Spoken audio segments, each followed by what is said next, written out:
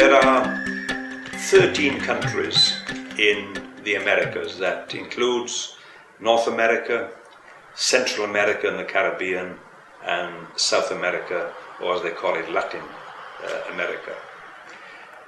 The Americas today grow 86% of the 175 million hectares of biotech crops that we grow globally. There are very few countries left in Latin America that do not use this technology. They would include Peru, Venezuela, countries like Guyana, but the majority are already on board. And they have done extremely well out of it. If you take a country like Brazil that exports literally billions of dollars worth of Roundup Ready soybean to China, the big market in the world. And what they have done is to use the proprietary technology that has been developed by the transnationals to the full extent, and they've had the full benefit from it. I think it's useful to take a country like Brazil, the king of biotech crops, the one that registered a 3.7 million hectare increase between 2012 and 2013. What are the lessons from a country like Brazil for other countries on the continent of Africa or Asia that might be useful? The first thing to say is that under the administration of President Lula, biotechnology was assigned a very high priority.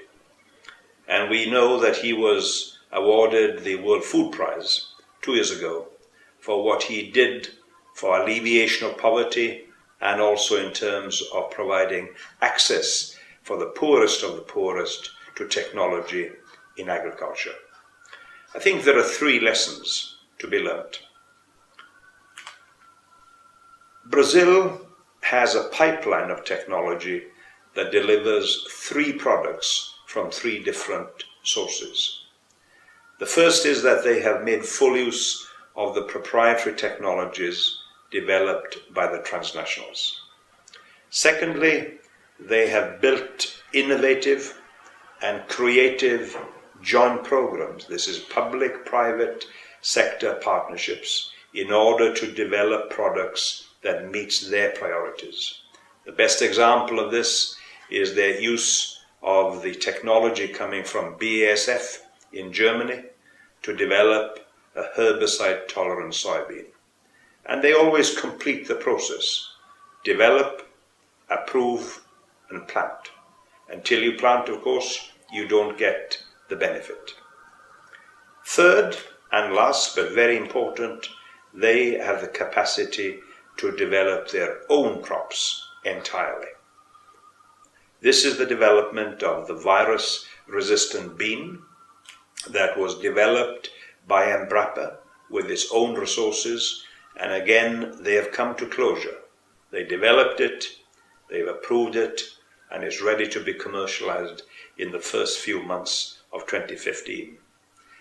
Brazil understands that with success comes responsibilities, and they are already engaging with African countries to share the technology, both conventional and biotechnology, that they have developed in Brazil for the benefit of the African community. Remember that when we look at Africa, there could be a 300% increase in population of sub-Saharan Africa from 1 billion today to about 3.5 billion in 2100. So the need is going to be huge. And here is an emerging developing country from the south wanting to share technology with the poorest of the poor. For the future, I think the Americas will continue to invest heavily. In fact, listening to Mauricio Lopez, who was the Director General of Embrapa, the other day talking about the future of Embrapa, Brazil is committed to using technology to increase the productivity on the 60-odd million hectares of cropland that they have today. And therefore, if they can do this through the concept of sustainable intensification. Not only can they increase food, feed and fiber production, but they can protect the Amazon, something that all of us put as a high priority. So Latin America, I think countries like Brazil is going to provide leadership in terms of biotechnology. And one of the important elements with that is sharing technology with others. The bean technology, for example, can be shared with neighboring countries in Latin America. Other technologies can be shared with Africa. So we believe that Brazil will continue to be the engine of growth for Latin America and provide some very, very important lessons for countries in all three continents, Latin America, Asia, and Africa.